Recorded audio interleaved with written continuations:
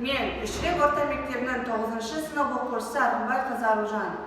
Менің өмірлік ұстанымым Абай атамыз айтқандай, сен де бір кірпіш дүниеге кетігін тапта бар қалан. Рухани жаңғыру бағдарламасы аясында өткізілген 5 асық, яғни асық ату, Тараз қаласы, Астана қаласы, Бурабай өлкесі және Көкшетау қалаларында өткен асық ату сайыстарының жеңімпазы, облыстық және республикалық жарыстарының бірнеше мәрте жеңімпазымын. Сонымен қатар шахмат ойындарынан өткізілетін қалалық және облыстық жарыстарының бірнеше мәрте жеңімпазымын. Осы қабілеттерімді дамыта отырып, асық ату және шахмат ойындарын халықаралық деңгейге жеткізуді мақсат етемін.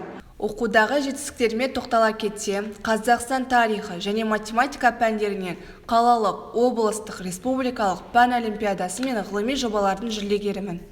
Қазақстан Республикасының 100 үздік дарынды оқушысы республикалық сайысының 1-ші орын жүлдегерімін.